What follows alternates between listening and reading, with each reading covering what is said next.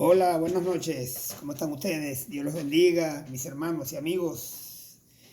Le habla su amigo y hermano Rafael Espina, sí señor, de aquí de la ciudad de Orlando, Florida, Estados Unidos. Bendiciones para todos. Hoy inicio nuevamente el estudio del capítulo 7 de Romanos, que lo dejamos hace semanas atrás, pero por eh, cuestiones ajenas a mi voluntad, pues no había podido, ¿no? Pero bueno, voy a tratar de nuevamente coger el ritmo. Estábamos hablando del capítulo 7 y para entrar en contexto, debo decir que el apóstol Pablo, de una manera magistral, nos habla en el capítulo 7 de Romanos sobre esa polaridad que existe en el ser humano, sobre todo en los cristianos. Me refiero pues a esas dos naturalezas que conviven en este cuerpo. Una es la naturaleza caída, la cual traemos arrastrando, acarreando desde allá, desde el Edén, desde que nuestros padres, Adán y Eva, eh, decidieron pues desobedecer a Dios. El pecado, como un veneno mortal, corrió por sus venas y su ADN, tanto carnalmente hablando como espiritualmente, y contaminó a toda la raza, pues a sus descendientes. De manera pues que todos los seres humanos nacimos pues contaminados por el gen maligno del pecado, que nos conmina y nos lleva cautivo a desobedecer a Dios. Fuimos creados a imagen y semejanza de nuestro Dios para obedecerle, para hacer su voluntad, pero lamentablemente eh, el enemigo de Dios logró engañar a la primera mujer, y por consiguiente ella logró pues que su esposo cayera en la desobediencia, pues. Desde entonces el ser humano nace roto, dañado, eh, con su ADN, como dije, corporalmente y espiritualmente. Su ADN viene contaminado por el gen. Y el capítulo 12 de Romanos, que estamos también, el capítulo 5, perdón, dice: por tanto, como el pecado entró en el mundo por un hombre, y por el pecado la muerte, así la muerte pasó a todos los hombres, por cuanto todos pecaron. Y desde que se descubrió el ADN en el año 1957, y donde cuando se descubrió, según Gregorio Méndez, las leyes de la herencia en 1860, se descubre pues que traemos las características físicas de nuestros antepasados, ¿no? Pero que lamentablemente en el espíritu también, en nuestra alma también sucedió, en esa parte etérea. Dice que así como traemos la imagen del hombre, del primer Adán, también llevaremos la imagen del segundo Adán, que es Jesucristo, ¿no? Cuando nos convertimos y nos salvamos, porque Dios vino a restablecer lo que se había perdido ahí en el huerto del Edén, que era la comunión de su criatura con el Creador. Vino a buscar lo que se había perdido, dice la palabra de Dios. Y eso fue lo que vino a Jesucristo a hacer, a reconciliarnos consigo mismo, ¿no? Dios nos vino en Cristo, nos vino a reconciliar consigo mismo. Dice el capítulo 5, verso 19 de Primera de Corintios, de Segunda de Corintios, perdón. Ahora bien, entonces entendemos pues que tenemos dos naturalezas: una caída, una adámica por Adán, edémica por el Edén. Venimos pues siendo víctimas pues de nosotros mismos. Se cierne sobre nosotros una maldición de muerte, porque la Biblia dice que la paga del pecado es la muerte. Y Adán y Eva pues hicieron que la raza humana naciera toda muerta del espíritu. Estamos formados por tres, somos tripartitos, ¿no? Espíritu, alma y cuerpo. Es como decir esta botella. Dentro está el espíritu, o debería estar el espíritu, y está el alma, y este es el cuerpo. Lo que pasa es que esa primera parte, que es el espíritu, que es la más importante porque era con la que Dios se conecta con el hombre, porque Dios es espíritu y los que adoran a Dios en espíritu deben adorarlo, dice la Biblia. Entonces tú no puedes adorar a Dios en la carne, tú no puedes servir a Dios en la carne, porque el hombre natural no se sujeta a la ley de Dios ni tampoco puede. Si no mal recuerdo, dice aquí en el capítulo 7, verso 8, déjame ver si es por aquí, si no estoy equivocado. 8:7, perdón. Por cuanto los designios de la carne no son enemistad contra Dios, porque no se sujetan a la ley de Dios ni tampoco pueden. O sea, por más que tú quieras obedecer a Dios y servir a Dios en la carne, no puede ser posible porque tu espíritu está muerto, no hay conexión con Dios. Por eso que es necesario, es justo y necesario, es imprescindible, no sé qué término usar, nacer de nuevo. El que no nace de nuevo no podrá ver el reino de Dios, porque sencillamente no sigue siendo un hombre carnal, y el hombre natural no puede entender las cosas que son de Dios, porque para él son locura, ¿no? Porque tiene que discernirlas espiritualmente, y eso lo dice 1 Corintios 2:14. Vamos a ver, 1 Corintios 2:14 dice, mira cómo dice, 2:14. Pero el hombre natural, el que no ha tenido una experiencia con Dios, el que no ha nacido del Espíritu, el que vive en una vida almática, una vida mental solamente, no tiene nada que ver con el Espíritu. Pero el hombre natural no percibe las cosas que son del Espíritu, no las percibe porque no está en frecuencia, no está en su misma frecuencia. La antenita que tiene para conectarse con el Espíritu está mala, está rota, se dañó. El transmisor está dañado, por llamarlo de alguna manera, ¿no? Entonces nuestro espíritu está muerto y por lo tanto no se puede comunicar con el espíritu. Pero el hombre natural no percibe las cosas que son del Espíritu de Dios, porque para él son locura. Y no las puede entender porque se han de discernir espiritualmente. Es como un radio, cuando tú no tienes un radio con buena frecuencia, y aunque tenga una antena y tú le das al botón, creo que es el tour que se llama, y tú le das y tú le dices, y no hay manera de encontrar la señal. ¿Por qué? Porque no estás en la misma frecuencia. Estás buscando en AM y resulta que estás en FM, ¿no? Yo no conozco mucho de eso, pero más o menos percibo que puede ser así. Cuando no estamos con Dios, nuestra frecuencia espiritual está out. Entonces no hay manera de comunicarse con Dios. Por eso que es necesario nacer de nuevo. El que no nace de nuevo no verá el reino de Dios. Hay que nacer de nuevo para poder Dios resucite el espíritu que está muerto y de una vez reconectar la frecuencia con el Padre. Así de fácil. Y Rafael, ¿y por qué usas esos términos? Bueno, para que se entienda, pues. Como usaba Jesús en las parábolas, ¿no? Que usaba eventos naturales conocidos por el hombre para comunicar una verdad espiritual. Algo así más o menos estoy tratando de hacer. Pero no me voy a comparar con Jesús, por supuesto que no, jamás. Jamás de los jamases. Pero estamos llamados a ser como Jesús. Bendito sea Dios. Dice el capítulo 8, verso 29. Dice, porque a los que antes conoció también los predestinó para que fuesen hechos conforme a la imagen de su Hijo, para que Él sea el primogénito entre muchos hermanos. Y el capítulo 4 de Efesios, capítulo 4, verso 13. Ojalá no me equivoque, pero es aquí. Dice, capítulo 4, verso 13, dice, hasta que todos lleguemos a la unidad de la fe, o sea que todos creamos lo mismo, ya no hayan diferencias doctrinales, ya no hayan denominaciones, ya, eso no se va a conseguir mientras estemos en la tierra, pero al final, cuando ya Dios venga, que nos dé los últimos toques, los toques técnicos para que podamos entrar a la presencia de esa esfera espiritual, a la presencia de Dios, porque esta carne no heredará el reino de Dios, dice la Biblia.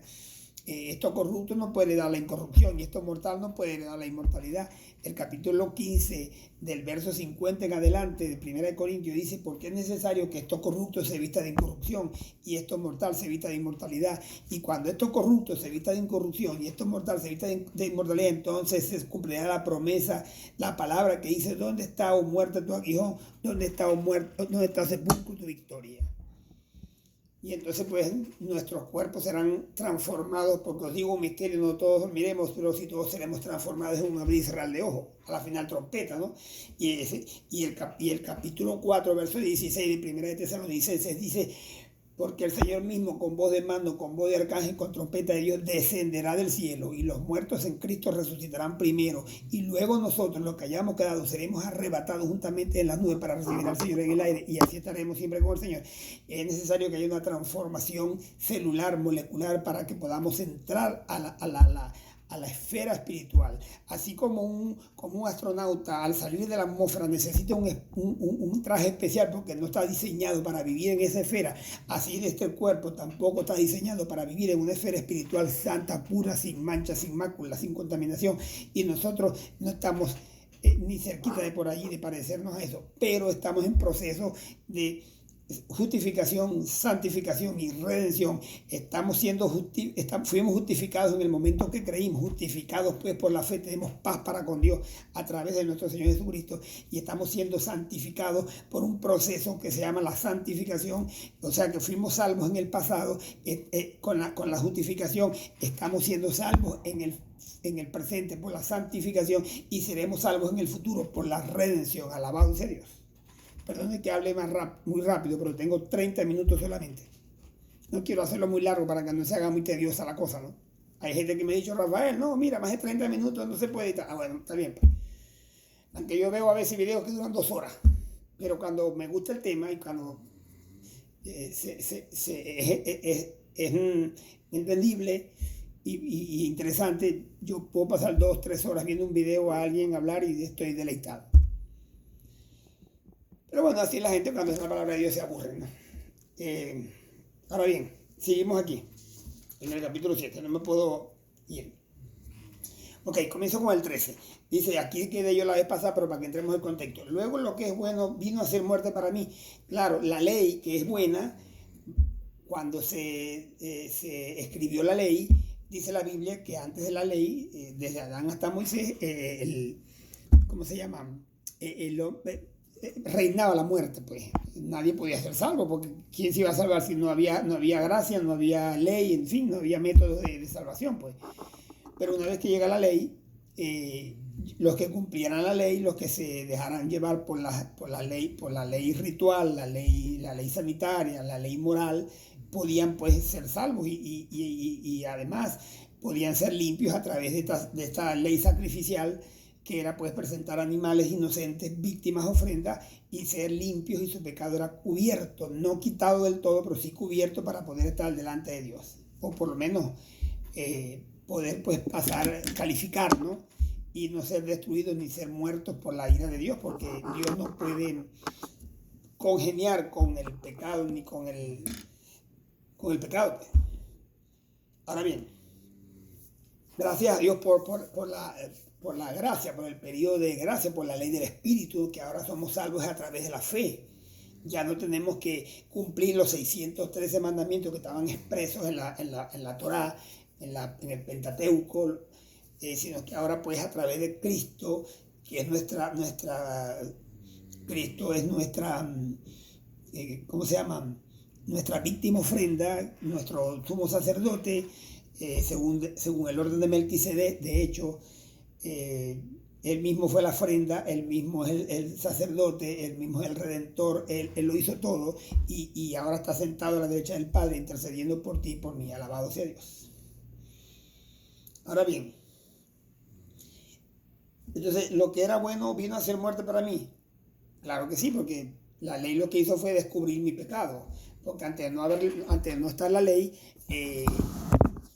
o sea, todo el mundo hacía lo que le daba la gana y nadie era culpable de nada, porque no había una ley escrita, pues.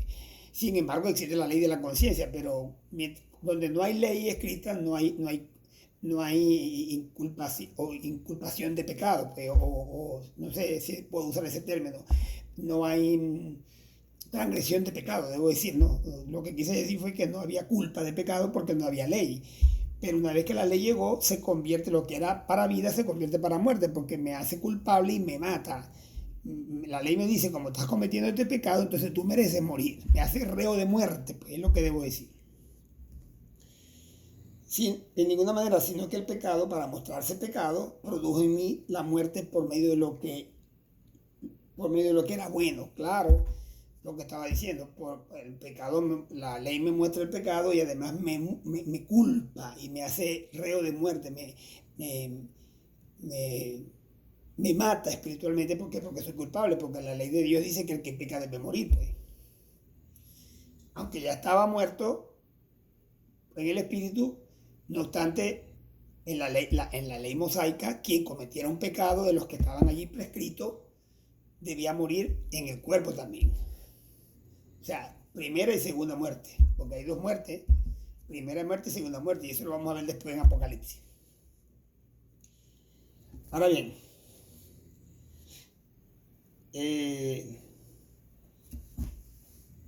el verso 14 dice, a fin de que por el mandamiento el pecado llegase a ser sobremanera pecaminoso. La ley lo que hizo fue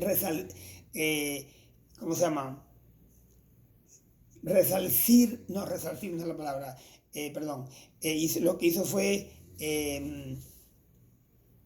¿cómo podría decirlo?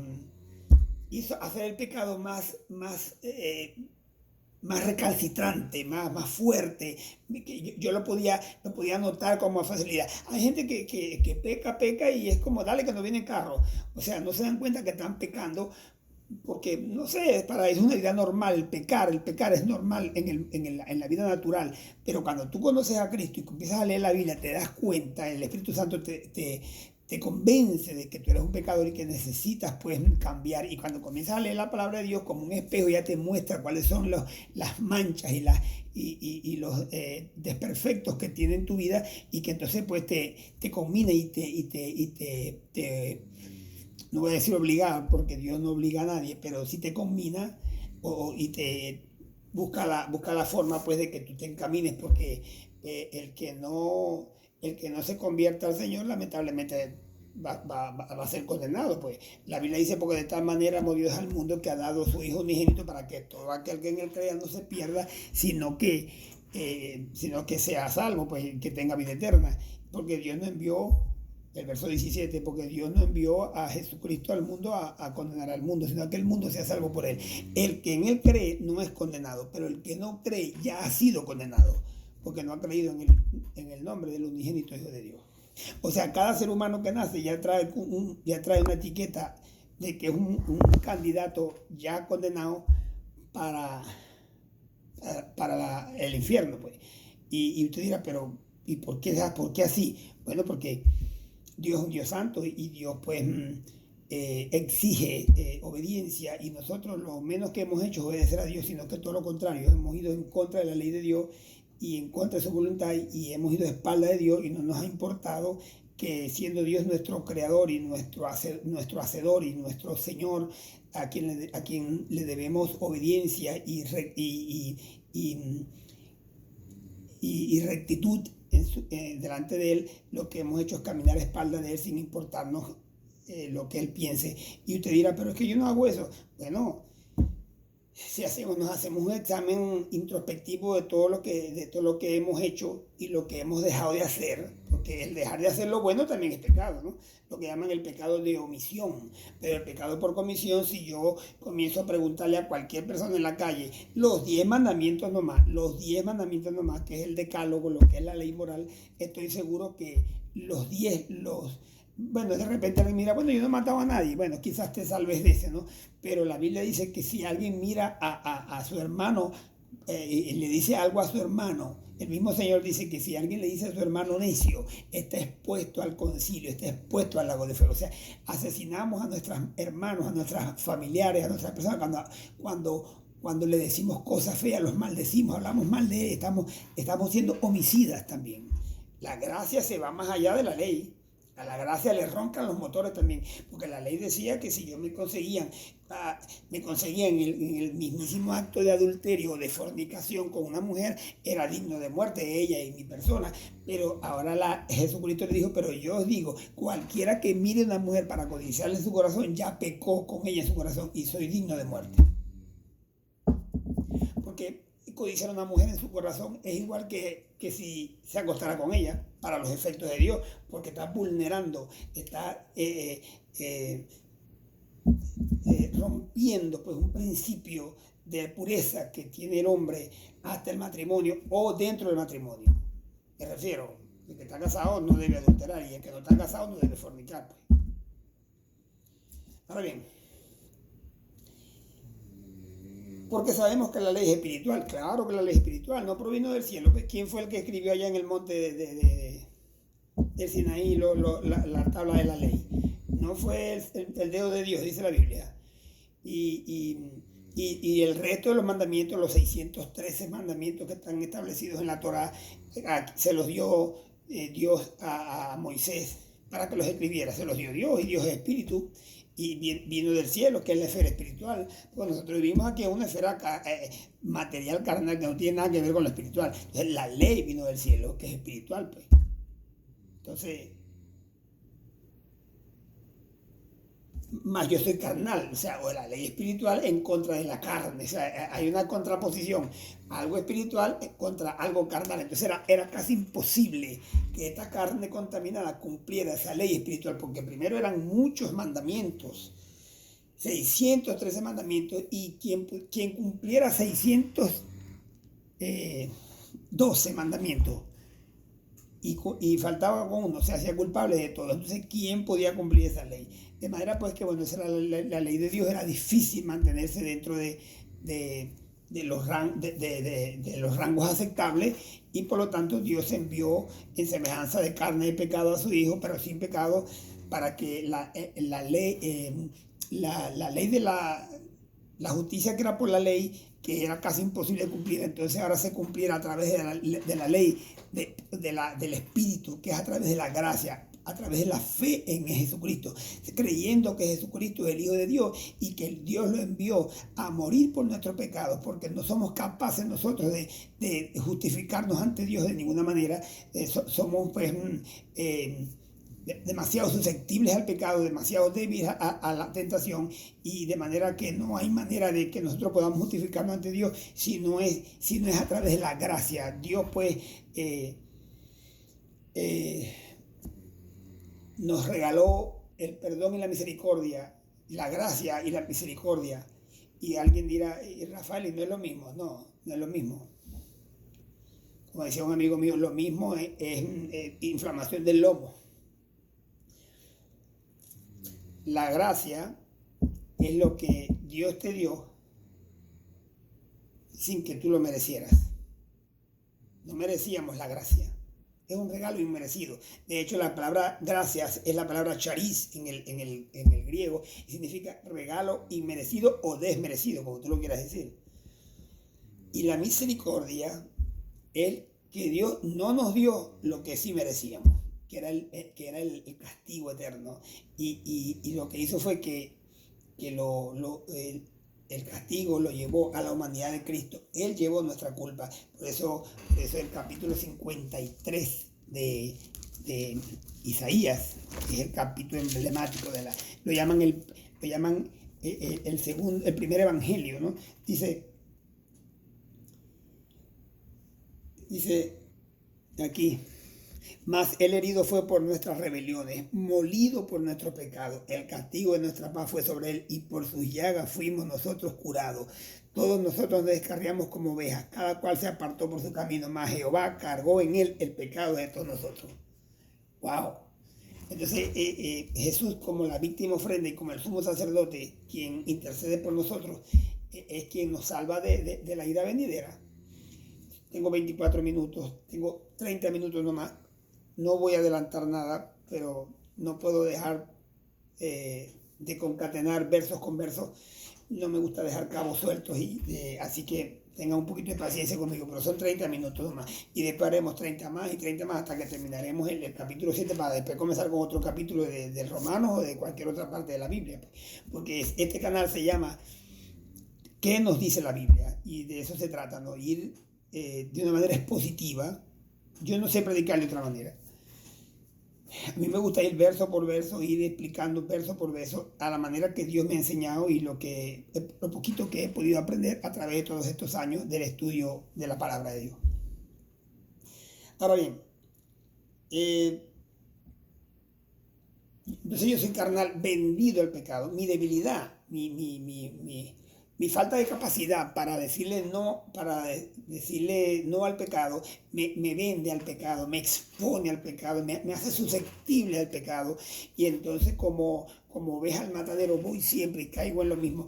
Pero ahora se ha revelado la justicia de Dios a través de la gracia y el poder del Evangelio y el poder de la resurrección de Cristo y el poder de la sangre y el poder del Espíritu Santo y de la palabra de Dios me da suficientemente poder para yo decirle que no al pecado y vivir una vida en un cuerpo contaminado, con una mente y una alma que no está del todo perfeccionada, pero me da la capacidad de decirle que no y al pecado. Y eso lo podemos ver. Un momentico, si nos vamos rapidito a Gálatas capítulo 5, ¿no? Y aquí podemos ver la doble naturaleza que nosotros pues manejamos. Yo digo que somos bipolares, ¿no? Por un lado tenemos la naturaleza de Dios que se nos implanta desde el momento que conocemos a Cristo y nos arrepentimos. Y por otro lado tenemos la naturaleza con la cual nacimos nuestros padres, ¿no? Porque en pecado me concibió mi madre, ¿no? Dice el salmista David en el Salmo 51, creo que es el verso 3. Dice el Salmo Gálatas 5, andad en el Espíritu y no satisfagáis los deseos de la carne. Digo, pues andad en el Espíritu, o sea, en esa naturaleza nueva, en Cristo, ¿no? Porque es espiritual la vida que ahora llevo, ¿no? Ahora vivo en el Espíritu, tengo el Espíritu renacido, resucitado, he resucitado de entre los muertos, he sido trasladado del reino de las tinieblas, de la muerte, al reino del amado Hijo de la luz, alabado sea Dios. Ahora, y Efesios capítulo 2, versos 1 y 2 dice, porque Él nos dio vida cuando estábamos muertos en nuestros delitos y pecados. Hemos sido renacidos, como dice 1 Pedro 1:23, hemos sido renacidos, no por simiente corruptible, sino por simiente incorruptible, por la palabra de Dios que vive y permanece para siempre. Y el capítulo 1, versos 12 y 13 del libro de Juan dice, porque que nos dio potestad de ser hechos hijos de Dios. A todos los que le recibieron, a todos nosotros los cristianos, a los hijos de Dios, se nos dio la potestad, a los que le recibimos y aceptamos su salvación, se nos dio potestad de ser hechos hijos de Dios. Y el 13 dice, los cuales no son nacidos de carne, ni de sangre, ni de voluntad de varón, sino de Dios. O sea, ahora somos hijos de Dios. Y lo dice el capítulo 3 el primer capítulo de la carta 3 de Juan, verso 3 dice, y ahora somos hijos de Dios. Pero aún no somos lo que hemos de ser, pero sabemos que cuando Él se manifieste, seremos semejantes a Él porque le veremos tal y como Él es. Pero dice, ahora sí somos hijos de Dios. Antes no, éramos hijos del que te conté. Rafael, ¿tú me estás diciendo que yo era hijo del diablo? No lo digo yo, lo dice la Biblia. El capítulo 8, verso 44 de Juan, dice, vosotros sois de vuestro padre el diablo, y los deseos del padre, de vuestro padre el diablo queréis hacer. Por eso es que la gente hace lo que hace, vive en pecado, mata, bebe, fornica, adultera, miente, roba, qué sé yo cuántos pecados hay. Un montón. Ahí los tengo, por ahí los tengo. Ahí los tengo en la Biblia, no los tengo yo, los tiene la Biblia. El capítulo 3 de Romano, el capítulo 2 de Romano, el capítulo 4 de Primera de Timoteo. Hay un montón de capítulos que hablan de todo ese epígrafe de pecados que aquí mismo los frutos de la carne en Gálatas. Dice aquí, mira esto. Y manifiestas son las obras de la carne, o sea, de ese sarquicos, es la palabra que se usa en griego, que identifica a esa carne caída, pecaminosa, que es la que nos aparta de Dios y la que no quiere nada con Dios. Y ya para terminar, dice, y manifiestas son las obras de la carne, que son adulterio, fornicación, inmundicia, lascivias, idolatrías, hechicerías, enemistades, pleitos, celos, iras, contiendas, disensiones, herejías, envidias, homicidios, borracheras, orgías y cosas semejantes a estas, acerca de las cuales usamos esto, que los que, y ya lo he dicho antes, que los que practican tales cosas no heredarán el reino de Dios y por lo tanto son dignos de muerte, la muerte eterna, la segunda muerte. Hay dos muertes, primera y segunda, y después lo vamos a ver. Así que son 30 minutos de video. Quedamos en el capítulo todavía.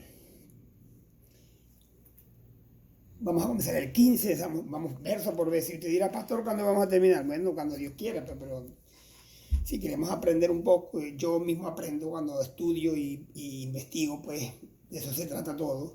Es un feedback. Tú aprendes, yo aprendo, todos aprendemos. Y de eso se trata, del conocimiento de las cosas espirituales, el conocimiento de las cosas de Dios para que podamos ir creciendo en sabiduría y en entendimiento. Bendiciones. Un beso, un abrazo, los quiero mucho, cuídense.